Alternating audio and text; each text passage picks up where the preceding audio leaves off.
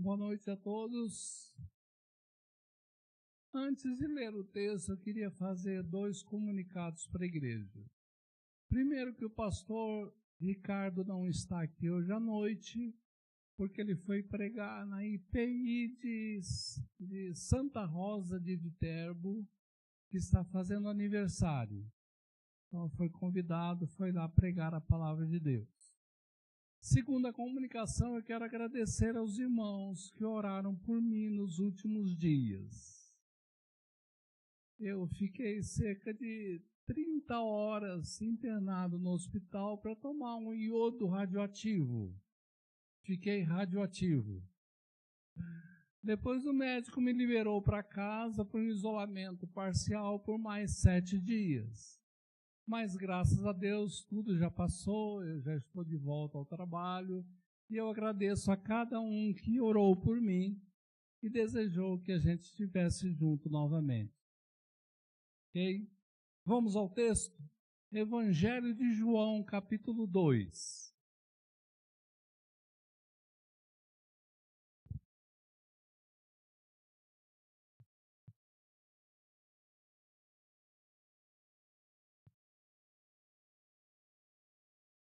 João, capítulo 2, eu vou ler do verso 1 até o verso 12 e peço que você acompanhe aí na sua Bíblia, por favor.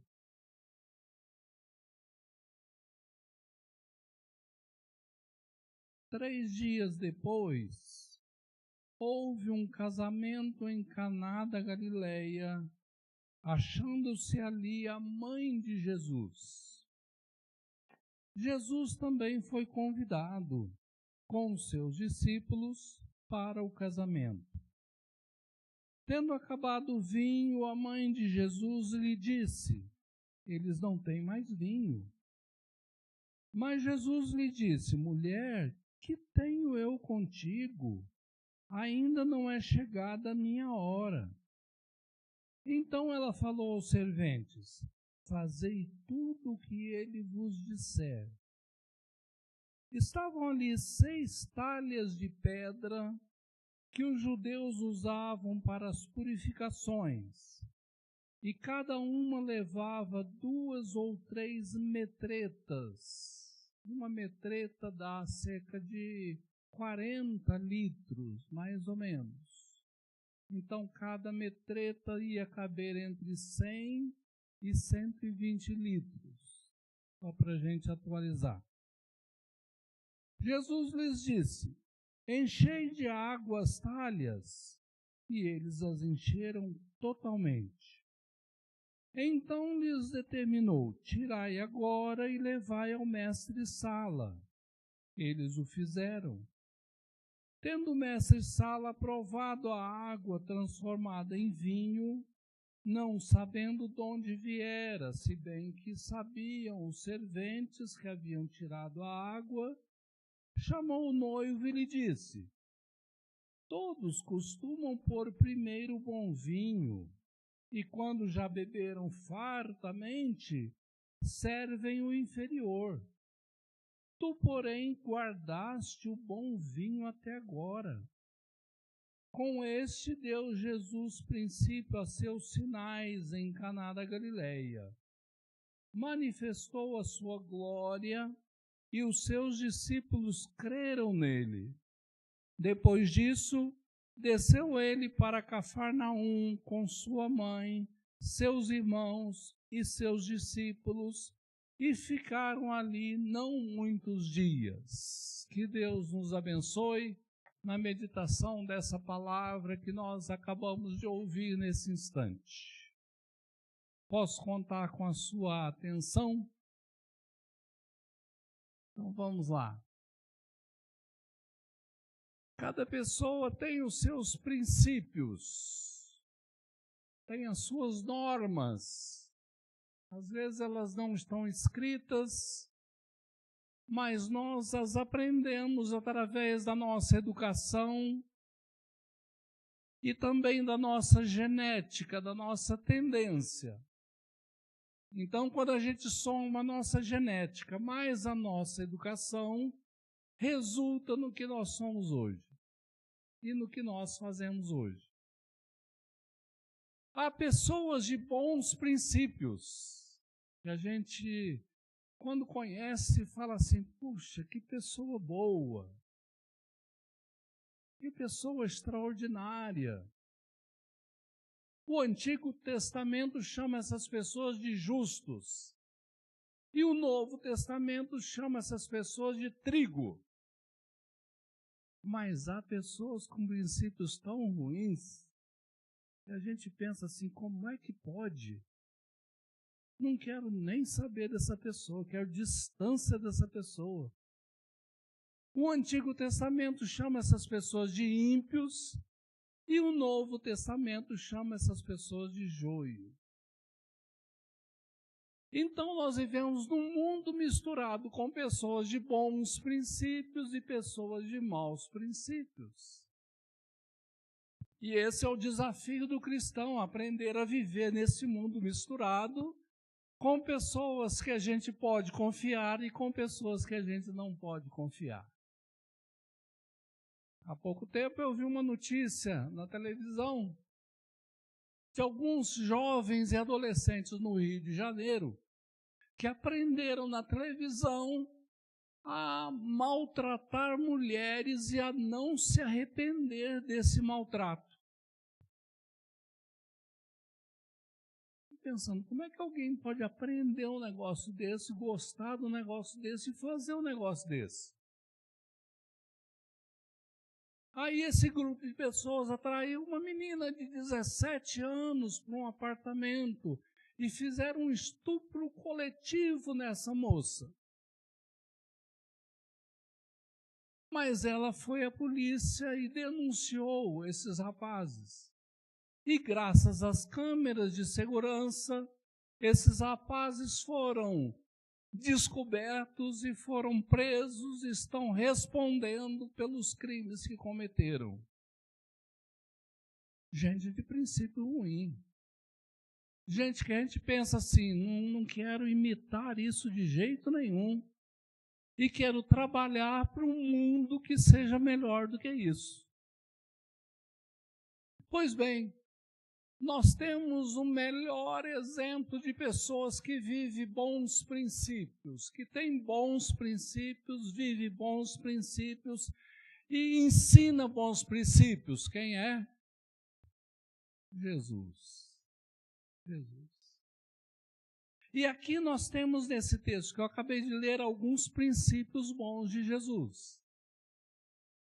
E eu queria compartilhar com vocês hoje à noite para a gente avaliar a nossa própria vida à medida desses princípios que a gente vai vendo com Jesus.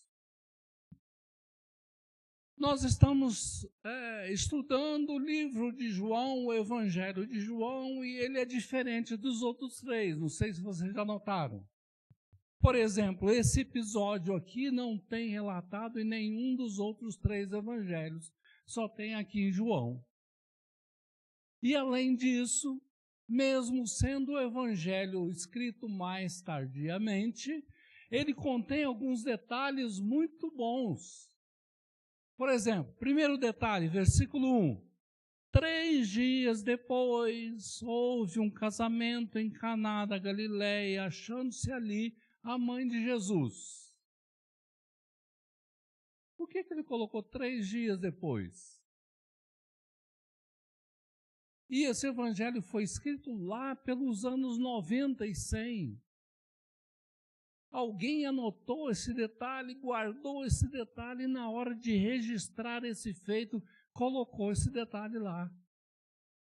Isso mostra que o texto é altamente fidedigno, que vale a pena a gente acreditar, que vale a pena a gente confiar, porque tem detalhes que não teriam em qualquer outro texto. Segundo detalhe, versículo 11. Com este deu Jesus princípio aos seus sinais em Caná da Galileia. Manifestou a sua glória e os seus discípulos creram nele.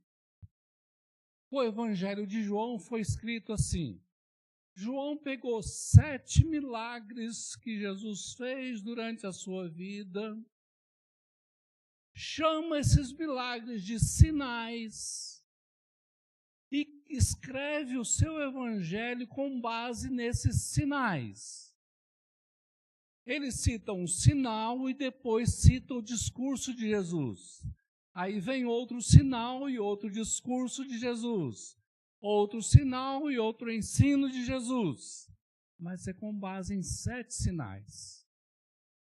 Por quê? Aí está dizendo, com isso ele manifestou a sua glória e os seus discípulos creram nele. O sinal tinha o objetivo de mostrar que Jesus era de fato Deus, o Messias esperado, e com essa manifestação sobrenatural gerar fé em quem via, em quem ouvia esses sinais. E é assim que João escreve o seu evangelho. E no final do verso 11 diz, e os seus discípulos creram nele. Olha o objetivo sendo atingido. Sinal, glória, crença. E Jesus não continua fazendo isso na nossa vida hoje? Cada um de nós aqui tem alguma experiência de algum sinal que recebeu na vida. Prova do poder de Jesus, prova da bondade de Jesus, para quê?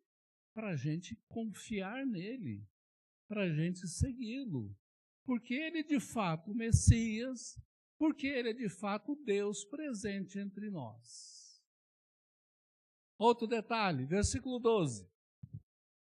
Depois disso, desceu ele para Cafarnaum, com sua mãe, seus irmãos e seus discípulos, e ficaram ali não muitos dias. Pergunta, João precisava ter colocado esse detalhe aqui? Faria alguma diferença se ele não colocasse esse detalhe aqui? Não faria. Mas por que ele coloca esse detalhe aqui? Tem algumas informações interessantes aqui. Primeiro, nesse momento, Jesus e sua família não moravam mais em Nazaré, uma vila pequena da Galileia. Eles já tinham se mudado para Cafarnaum, que é uma cidade à beira do lago do Mar da Galileia. Outra informação, fala de José aqui? Não, provavelmente José já tinha morrido, porque José era bem mais velho do que a mãe de Jesus. Então, provavelmente, depois da morte de José, mudaram-se para Cafarnaum, e lá foi Jesus, juntamente com seus discípulos, com seus irmãos, com a sua mãe, estavam lá em Cafarnaum. É um detalhe que não precisava, mas dá um peso histórico maior para esse relato, não dá? A história é bem humana, a história é bem corriqueira, e João faz toda a questão de dizer isso. Então vamos ver quais são os sinais ou quais são os princípios que Jesus apresenta nesse primeiro sinal. O primeiro princípio que eu tirei aqui, quero compartilhar com vocês, é que isso mostra Jesus vivendo uma vida comum. Onde é que está isso? Versos 1 e 2, eu vou ler de novo. 3 dias depois, houve um casamento em Caná da Galileia, achando-se ali a mãe de Jesus. Jesus também foi convidado com seus discípulos para o casamento.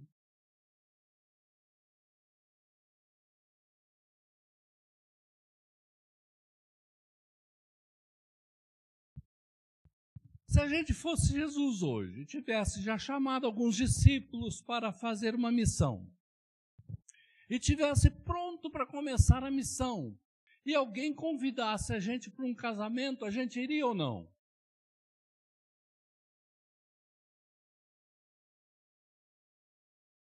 Alguém falou, talvez não.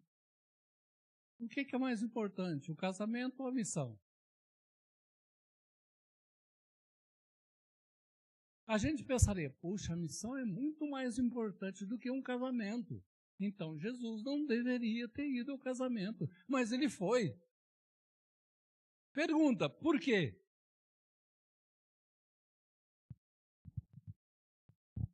Eu penso que Jesus foi ao casamento porque Jesus fazia questão de mostrar que era uma pessoa absolutamente comum e normal. E que o casamento para ele tinha tanta importância quanto a missão que ele ia fazer. Então Jesus não era um sujeito estranho, não era uma pessoa, um ET. Jesus não era tão diferente das outras pessoas. Jesus era comum, tinha uma vida comum. E ao ser convidado para um casamento, o que ele fez? Foi, levou os discípulos, participou daquele casamento. O texto não diz, mas provavelmente poderia ser o casamento de um parente dele. Porque a mãe de Jesus já estava lá, pode ser que ela estivesse ajudando a preparar os quitutes do casamento, né? Jesus pudesse ter uma ligação maior com aquele casamento, mas o texto não deixa isso claro. Eu só estou imaginando, né? De qualquer forma, Jesus vai lá. E ao ir Jesus lá, ele mostra primeiro que é uma pessoa comum, normal, e a gente vai ver até o final do texto que a presença de Jesus lá abençoa aquele casamento, porque eles tiveram um problema e Jesus resolveu o problema. O que a gente tira para nós desse princípio de Jesus? Que o cristão deve ser uma pessoa comum também. Que o cristão não deve ser uma pessoa estranha. Não deve ser uma pessoa difícil de lidar. Não deve ser uma pessoa que a gente desconfia. Não, o cristão deve ser uma pessoa comum e que ao aceitar um convite, ao participar de qualquer evento, esteja ali para abençoar a vida de alguém, como Jesus fez. Nós não fomos chamados para abençoar as pessoas? Se a gente foge das pessoas, como é que nós vamos abençoá-las?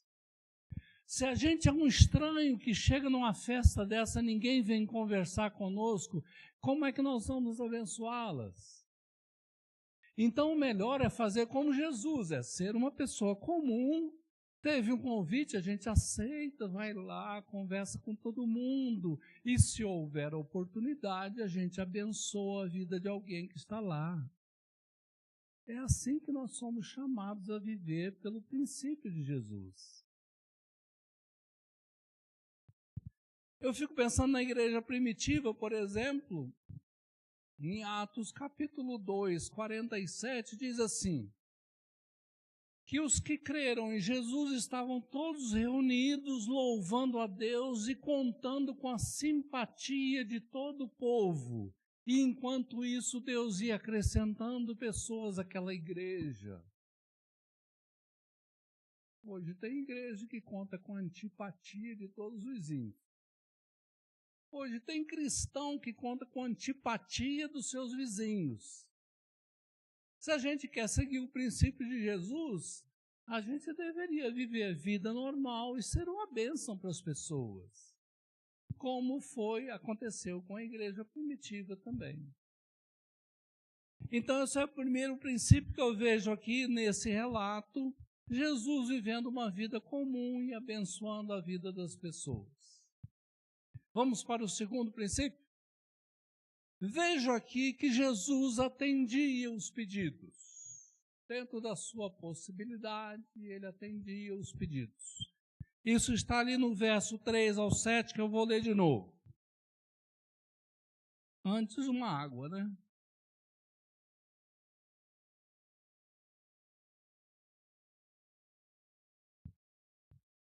Tendo acabado o vinho, a mãe de Jesus lhe disse para Jesus, eles não têm mais vinho. Mas Jesus lhe disse, mulher, que tenho eu contigo? Ainda não é chegada a minha hora. Então ela falou aos serventes: fazei tudo o que ele vos disser. Estavam ali 6 talhas de pedra que os judeus usavam para as purificações, e cada uma levava 2 ou 3 metretas. Aqui tem um versículo difícil da gente entender. Quando a gente lê o verso 4, que Jesus, a mãe de Jesus chega para ele, conta o problema que aconteceu, acabou o vinho, e Jesus fala com ela, dizendo assim: mulher, que tenho eu contigo? A primeira reação que a gente tem ao ler esse texto é que, puxa, Jesus foi deselegante com a mãe dele, né? Ele podia falar assim: mãe, mamãe, me deixa fora disso. Né? Mas o mulher, nesse contexto, é uma palavra de respeito. É como se ele falasse assim: senhora, senhora, ainda não chegou a minha hora da minha missão. Eu não estou pronto ainda para começar a missão.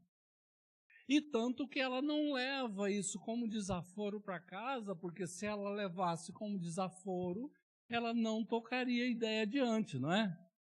Mas ela vai e leva para os serventes a seguinte doutrina: fazei tudo o que ele vos disser. Ele está pensando lá, daqui a pouco ele vai fazer alguma coisa. Prestem atenção nele. Tá. Então, um problema sério.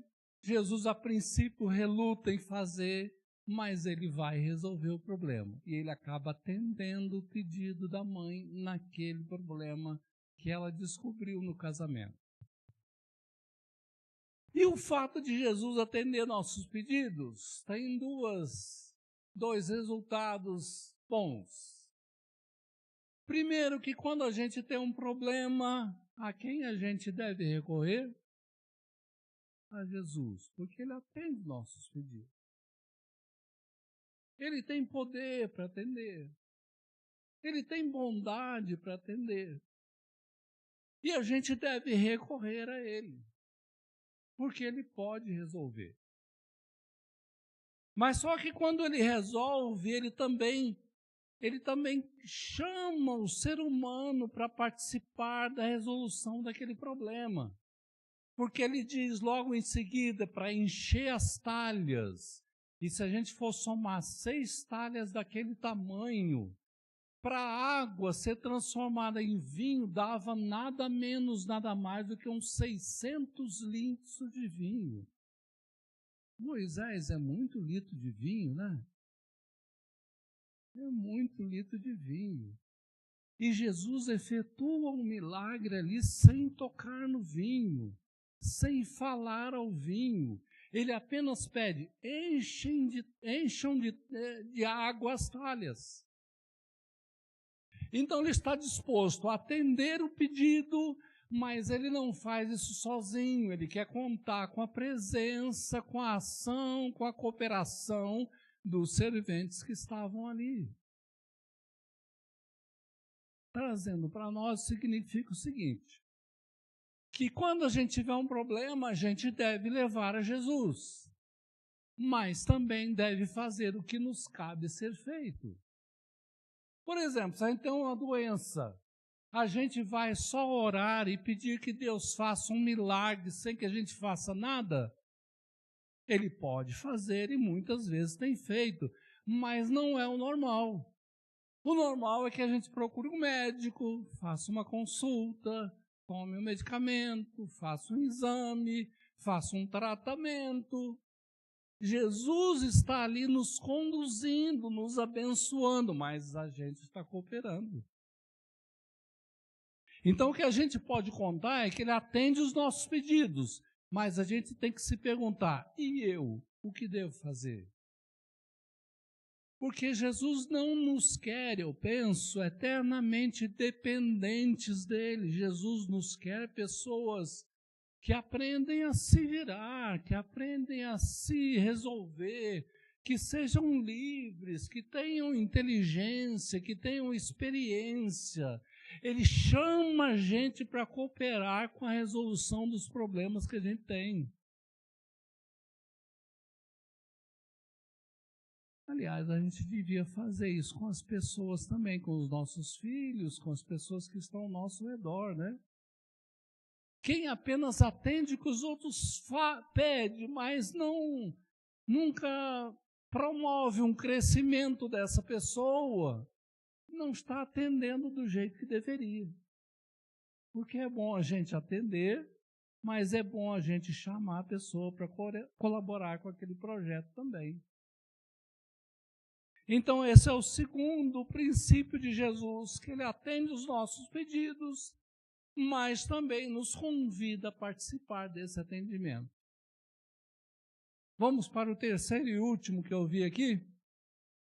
Jesus faz sempre o melhor.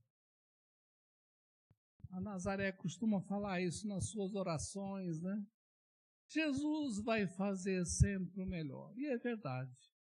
Jesus faz sempre o melhor. Onde é que está isso? Versículo 8 a 11.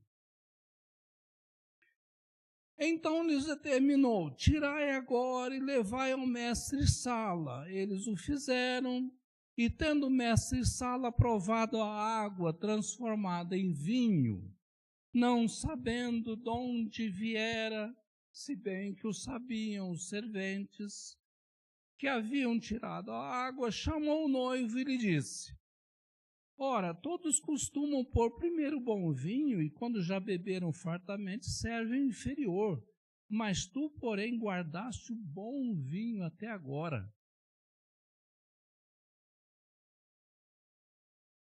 Isso para mim mostra um princípio bom de Jesus, que ele faz sempre o melhor.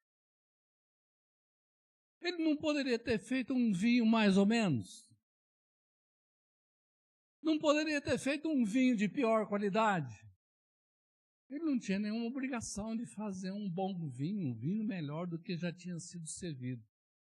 Mas parece que quando ele executa alguma coisa, ele faz sempre o melhor. Ele sempre surpreende a gente. Porque ele é Deus, ele é cheio de glória e quer nos convidar a crer nele. Então, por isso, ele faz sempre o melhor. Paulo captou essa mensagem e falou lá numa das suas cartas, porque ele é infinitamente capaz de fazer muito mais do que nós pedimos ou pensamos. Jesus faz sempre o melhor. Jesus, quando pega para fazer alguma coisa, faz uma coisa extraordinária. E isso deve ter causado uma surpresa muito bom em quem estava no casamento. Imaginem, tomar no final um vinho de melhor qualidade. Né? Deve ter surpreendido. Eu aprendo aqui duas coisas. Primeiro, que a gente também deve seguir esse princípio e quando alguém pedir alguma coisa para a gente deve fazer o melhor que a gente puder. Não o pior. Não de qualquer maneira. A gente deve fazer o melhor que a gente puder. Qualquer profissional que faz o melhor que pode, não precisa fazer marketing na televisão nem no rádio. Porque um vai contando para o outro, ó, ele faz um bom serviço, ele vale a pena, eu confio nele, porque ele faz sempre o melhor. E a gente fala bem de Jesus também por causa disso, porque ele sempre fez o melhor e continua fazendo o melhor. Então é um princípio excelente, excelente. Quando a gente puder ajudar alguém e atender o pedido de alguém, a gente deve atender, mas deve fazer sempre o melhor, porque Jesus nos ensina a fazer isso com os seus princípios. Lá em Lucas 17, é um texto muito conhecido que mostra Jesus curando 10 leprosos. Jesus cura sem tocar, cura apenas dizendo assim, vai e mostra-te ao sacerdote. E eles foram, à medida que eles foram sendo curados. Aí diz o texto que apenas um voltou para agradecer. E ele ainda era samaritano. E Jesus pergunta para aquele que voltou, e cadê os outros 9? Só este samaritano voltou para me agradecer? Sim. Aí o que é mais importante é o que Jesus diz no final, para esse samaritano: vai-te, a tua fé te salvou.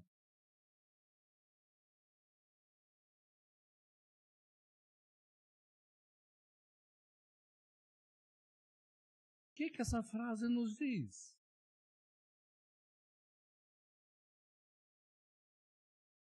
Que aquele homem, tanto quanto os outros, estavam procurando a cura da sua lepra. E obtiveram a cura da sua lepra. Mas esse homem, porque voltou para agradecer, Jesus lhe dá uma bênção maior, que é a salvação. Além da cura física, ele lhe dá a salvação. Vai, a tua fé te salvou. Jesus faz sempre o melhor. Se a gente tiver o reconhecimento de quem é ele, do que ele faz, ele vai sempre fazer o melhor. Porque ele tem esse princípio. Ele gosta de agir assim. Então eu quis trazer esses 3 princípios da vida de Jesus, porque são princípios extraordinários. São princípios para a gente conhecer, são princípios para a gente imitar, para a gente aprender, porque são princípios muito bons. Tanto Jesus vive uma vida comum como a gente deve viver, quanto atende o pedido das pessoas como a gente deve atender dentro da nossa possibilidade, quanto Jesus faz sempre o melhor, como nós também devemos fazer sempre o melhor. A pergunta é: nós seguimos esses princípios de Jesus na nossa vida? São princípios extraordinários. Mas a pergunta é se a gente também segue esses princípios. Jesus deixou esses princípios para a gente pensar neles e para a gente imitá-los. E quem sabe a gente tem outros princípios que não são tão bons e a gente deveria abrir mão deles. E eu queria convidar a gente agora, nesse final dessa reflexão, para a gente ficar um momento em silêncio, em oração, para analisar a nossa própria vida, os princípios que a gente tem seguido. Se a gente descobrir em nós algum princípio que não é bom, vamos tomar a decisão diante de Deus: eu vou deixar esse princípio. E se a gente ainda não faz esses princípios que Jesus demonstrou aqui, quem sabe a gente pedir: Senhor, abençoa-me para que eu possa cumprir também esses princípios da minha vida. Então vamos orar silenciosamente por alguns instantes, depois eu faço uma oração em voz alta.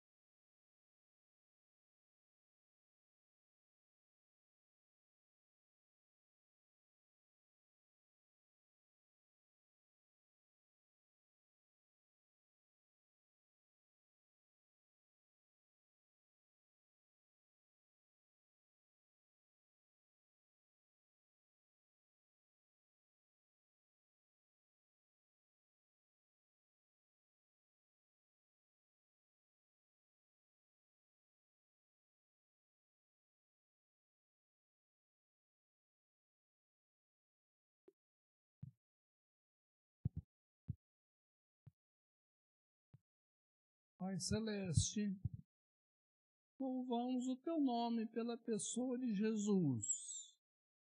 nosso Salvador e Senhor, que veio a este mundo para dar a sua vida em nosso lugar, mas também para viver uma vida e nos ensinar seus bons princípios.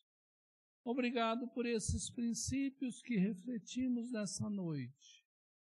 Pedimos que o Senhor nos ajude a imitá-los em nossa vida, a glorificar o Teu nome com esse tipo de viver, e ajuda-nos a excluir da nossa vida princípios que não são bons, que nos afastam de Ti ou que afastam alguém de Ti. Que o Senhor nos abençoe, é o que nós te pedimos em nome de Jesus. Amém.